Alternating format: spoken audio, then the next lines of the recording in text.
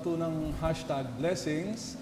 At ang ating mahal na Obispo Milo Hubert Vergara ay kailangan pong magpahinga. Pero panandalian lang naman po. Kaya medyo magtsatsaga po kayo sa akin. Ano? Ako po si Father Lito Hobson, ang Kura Paroko at Rektor ng Immaculate Conception Cathedral.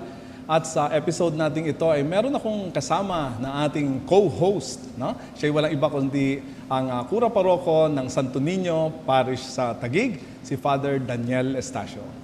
Magandang araw sa ating mga tagapanood. Father Lito, mapalad din tayo ngayon sapagkat kasama po natin ang dalawa sa mga kabataan ng ating Diocese ng Pasig na magiging kasama natin sa bahagi na nung ngayong araw na ito. Pakilala natin sila. Sila po ay sina Eli Alfaro at saka si Faye Emmanuel Mendoza na nagmula sa St. John the Baptist Parish, Dambanang Kawayan, Tipas, Taguig. Okay, welcome. Welcome po sa ating mga kabataan. Alam mo, Father Daniel, kasi ito pala tuntunan natin para sa mga kabataan. Kaya kasama ka. Pabilang pa rin Ako sa lang mga kabataan. na-exempt dito. No? So, welcome po sa ating mga kabataan, Faye at saka Elisar. Can you describe a little bit about yourselves? Magandang araw po, Father Lito and Father Daniel. Ako po si Eddie Alfaro from St. John the Baptist Parish ng Banang Kawayan. PYM po ako sa aming parokyaan. Member po ako ng choir, na isang choir sa amin. So, yun. At Faye? Hello, Father. Ano naman po, syempre parehas na po kami ng parokya sa St. John po. Tapos parehas din po yung choir namin, isang choir lang po. Tapos sa PYM din, tapos lectors din po ako. Lector and commentator. Ayun. So, ano ang tono nyo sa choir? Kasi ako tinura ko eh.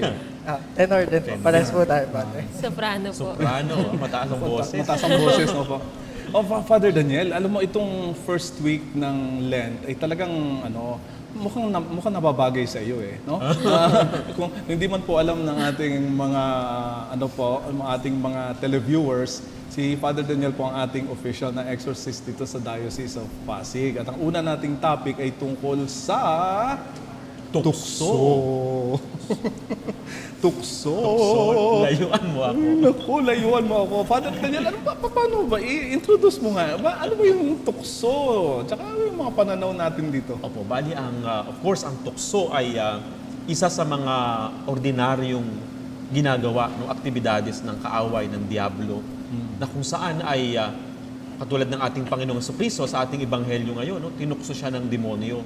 At kung ang ating Panginoong Jesucristo tinukso ng demonyo, tayo ding mga ordinaryong tao nakakaranas ng tukso. Kaya, So, ibig sabihin, siya na tinukso eh. Di, tayo lalo pa kaya?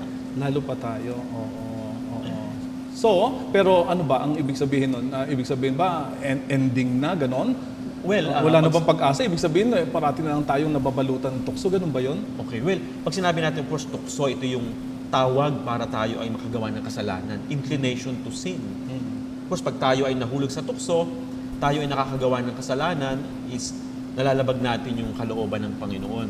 Pero napakaganda rin ng ating ebanghelyo ngayon sapagkat napagtagumpayan ni Jesus ang tukso. Ayun. At yun natin pag-uusapan, Yun ang pag-uusapan natin mamaya, no? ngayon. Doon sa second part. No? Siguro nga sa ating mga kabataan ngayon, but teka, mga ilang taon na po ba kayo, mga ating mga kabataan? 19 po. 23 po. 23, so 19 at saka 23 years old, na-expose na yan sa mga sa mga tukso, no? Kadalasan ano ba yung before we talk about yung tukso sa mga kabataan ngayon, mas aware pa ba sila na ano bang treatment ng mga kabataan sa tukso? Paano ba? Kasi iba yung sa panahon talaga namin, alam namin kapag tukso, talaga magdadasal na kami. O tukso talaga, Lord. Oo. Father, kasi pag sa mga kabataan po ngayon, ang tukso, minsan na nanggagaling yan sa mga nakakasama, mga nakakasalamuha na barkada. Yun po kasi yung uso ngayon sa mga kabataan. Laging nai-involve sa kung saan nahihikayat ng mga kabataan. So, nasa kabataan po yun. Kung sino po yung pupuntahan, kung sino po yung sasamahan nila.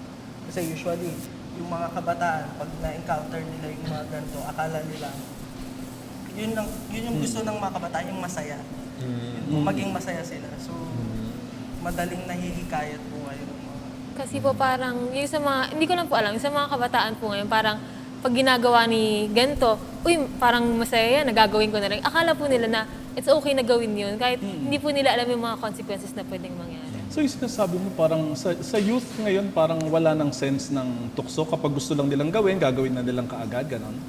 Hindi naman po sa ganun, pero parang yung mindset po nila na parang lahat okay lang nilang gawin. Kasi Kahit parang mali. YOLO, yung parang ginagano po kasi na ano sa Ano yun? Ano yun? YOLO. you only live You once. only.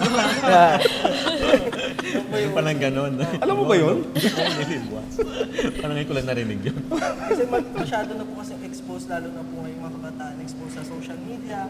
Madali na po isang search lang po lalabas na yung mga dapat, yung mga gusto nilang i-search.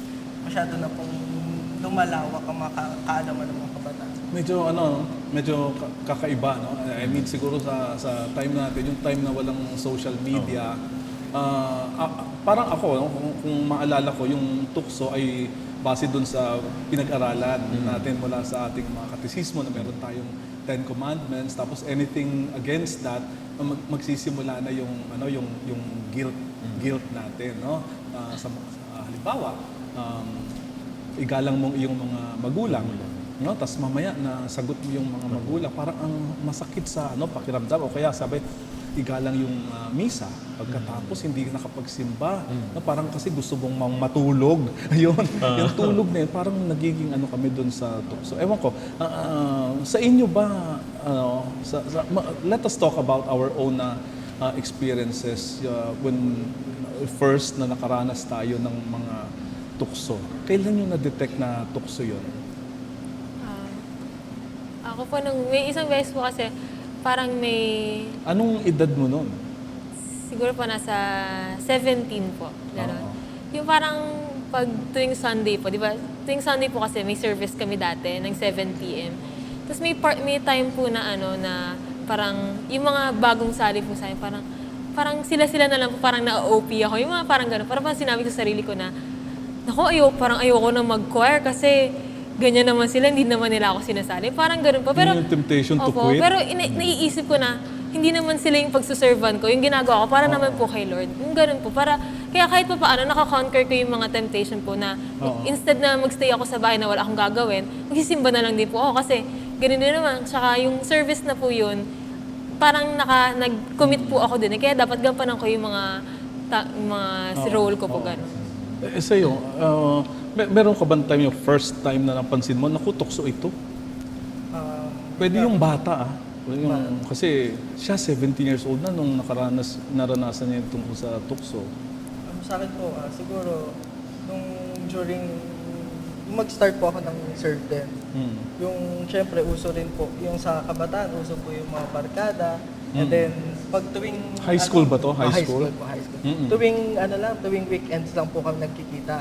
So, kasi, di ba, pag Mondays to Fridays, aral lang, tapos tulog, maaga tulog, gawa ng assignments. Tapos, ang Saturday, Sunday, doon po kami nagkikita-kita, doon kami nakakapaglaro, and then sa computer, yun po. Every Saturday, Sunday po yung service namin. Nagsiserve po sa simbahan.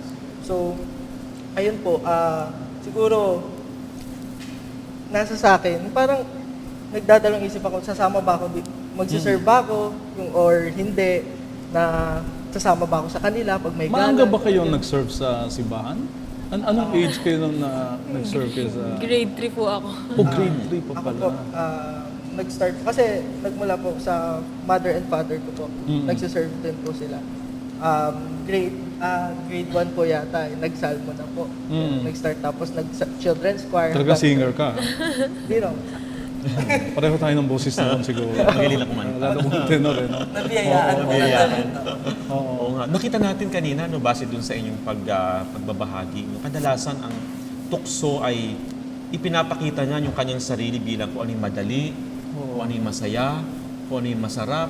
But eventually, pag nagawa natin siya o nahulog tayo doon natin nakikita yung consequence eh. Oo. Diba? Pero Halimbawa, Father Daniel, bago natin yan matalakay, siguro maganda kung pag-isipan natin, pwede ba natin mapagtagumpayan? Paano natin papagtatagumpayan yung mga tukso na iyan?